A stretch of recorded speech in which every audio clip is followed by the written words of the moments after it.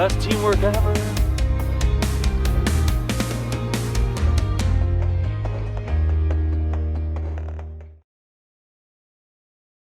Well, this is the story of Wide Boy. Buck that I learned was on my property in July.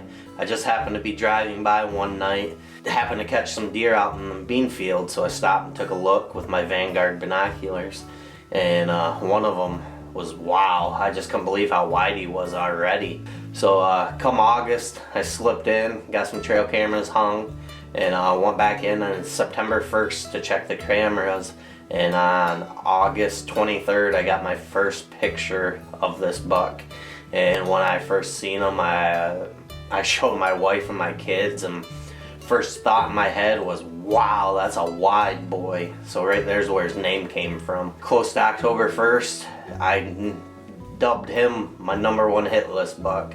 He was the biggest buck that I was seeing on that section of property. I had 3 other shooters in mind, but he was my #1 target buck. I wanted him bad because I've never had so many trail cam pictures of a deer before. So with that being said, hunting season rolled around. I had a perfect win for that stand the first couple days of season. I hunted it, had no encounters with him, no trail camera pictures of him. He just kind of flat out disappeared. So instead of pressuring him too hard, I started hunting different sections of my property where I had a couple other shooters. And lo and behold, on October 12th, I had my first encounter with Wide Boy on a completely different section of property than where I had been hunting. I only had maybe a 10-second video clip of him because it was so thick and he was moving through the brush. I watched him disappear and knew exactly what deer it was and everything. And I started hunting that area, trying to pinpoint him and hanging trail cameras and figuring out where he was using there. Never got a trail camera picture of him, never seen him again. Well, October 30th rolls around, and I'm going to where I had the encounter with him. And well, it is October 30th here in Michigan, and I've been sitting in a stand all day till about just 15-20 minutes ago. I had the neighbors come through, and the bedding area is on their property. They must have, I don't know if they were tracking a deer or if they were out checking their gun blinds or what, but they managed to spook all the deer out of the bedding area. So that area was shot, and I've been sicker than a dog with a sinus infection for the last, I don't know, 5 days. But I got to the truck, I was discouraged, thought about going home. It's that time of year that you gotta be in a tree. Just, you never know when that buck of a lifetime's gonna walk by.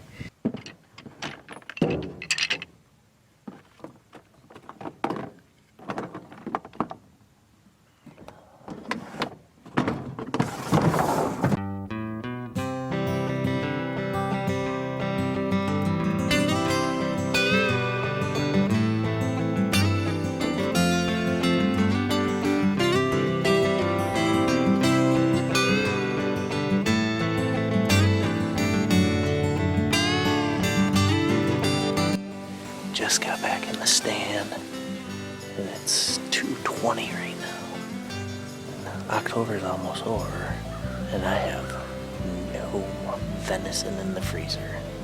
So, if a big doe happens to step out tonight, she might be in trouble. I I'm itching to put this dart into work. I've killed that coyote and my turkey with it. I'm ready to kill a deer, so we'll see what happens. The rut is starting to kick in. It's happening. Just gotta be in the woods. Gotta be in that right place, right time.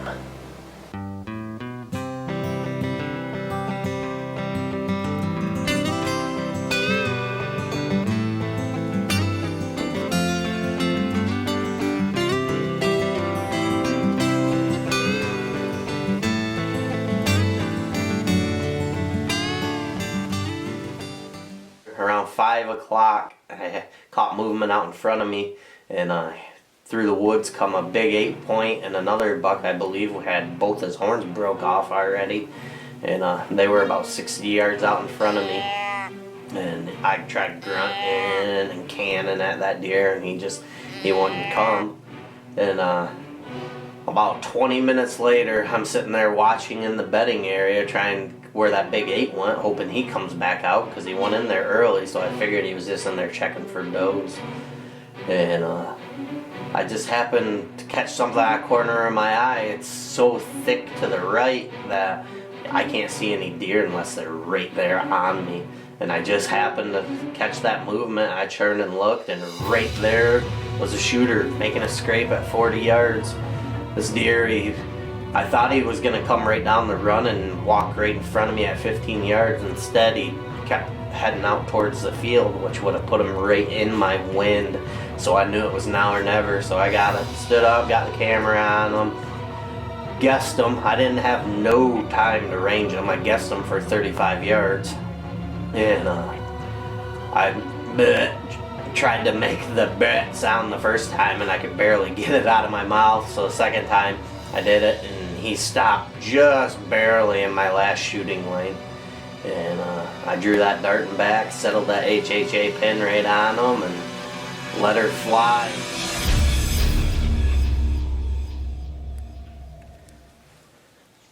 Brett. Brett.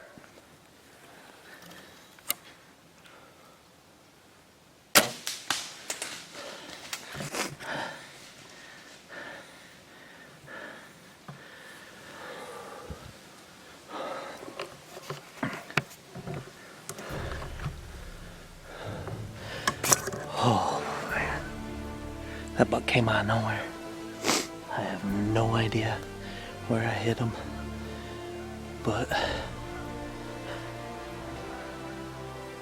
oh man, shaking like a leaf. Oh, I gotta look at the shot. Oh, I have no idea.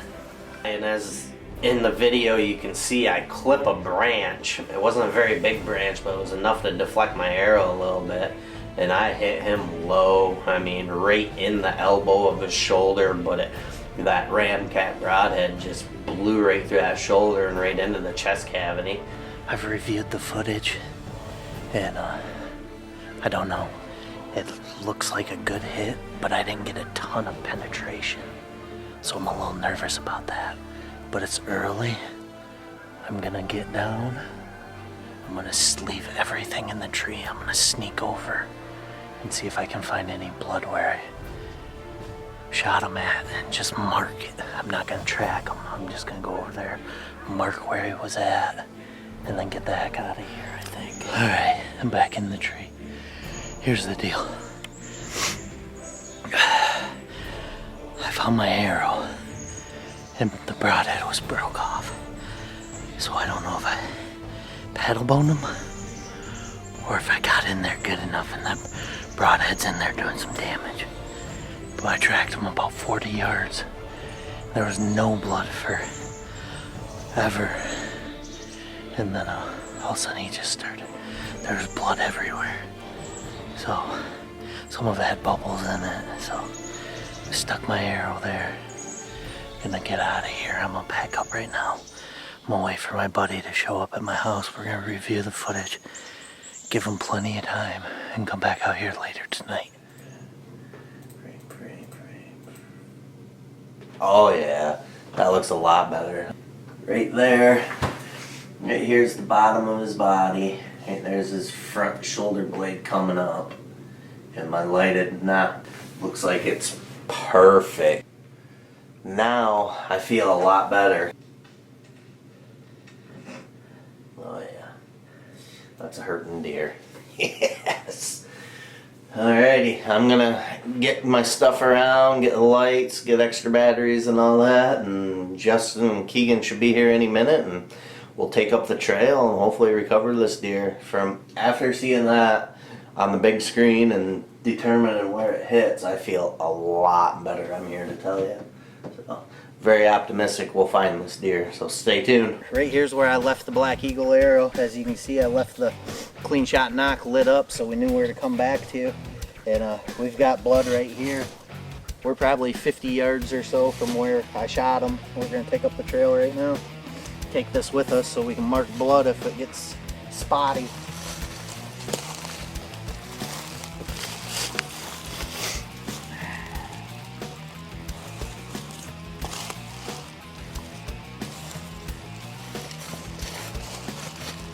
Blood right there on the log. Oh yeah, look at that. Good. Looks like that ram cat did a number on him. There's more blood.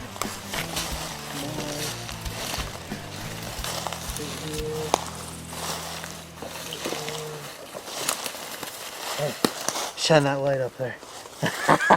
There he is. We waited 3 hours and got back in there and took up the blood trail, and I could not believe my eyes when we walked up to him, and it was Wide Boy.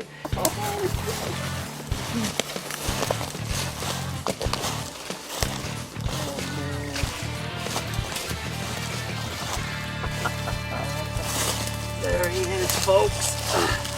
Oh. This is a buck we call Wide Boy. I've been tracking him since July. Oh, he's stiff. He died right after I shot him. What a buck. Started off the night, I was in a completely different tree stand, and I had the neighbors come out. I don't know if they were tracking a deer or what, but they spooked all the deer out of the bedding area. So I was disgusted, got down, actually considered going home because I've been sicker than a dog with a sinus infection, and just something told me, go to your other stand. It's a long walk and everything, but it was worth it. I actually seen a bigger buck than him, a big 8, about a half hour before I shot him. I only seen 3 deer today. All 3 of them were bucks and 2 of them were shooters. That just tells you when it's time to be in the woods, it's time to be in the woods. But let's see where we hit him. He's a beautiful buck. Double brows. Check that out. He's got a hole in his horns. I don't know if that's from bugs when he was in velvet, or if he hit a stick or something when he was in velvet, but that's pretty cool. Pretty cool character. Oh yeah. That ram cat put it right through his shoulder. I knew I was low. Finally kill a buck that I've had on trail camera all year. I didn't know it was Wide Boy until I had my hands on him. I'd seen the deer, knew it was a good buck, knew it was a shooter, seen his main beams. I only seen a side profile of him when I was getting ready to shoot him. And then when he stopped to look at me, all his horns were behind a tree, so I had no idea. But that's when the celebration begun, once we got to him and knew he was Wide Boy. And the shot, like I say, the shot was low. I blew right through his front shoulder, but I did the right thing backing out. We gave him 3 hours, went back in there, and he was about 90 yards from where I quit tracking him. He bedded right up, laid right there, and was done. That's a #1 thing I see hunters do, is they think they smoked their deer. I don't care if you know 100%, got it on video, know you double lung that deer, give them a couple hours. Even you just never know. A one lung shot deer can go 600-700 yards if it wants to. I mean, they're tough animals, so they're resilient. But like I say, that's the story of Wide Boy. I hope you guys enjoy this hunt as much as I did making it happen.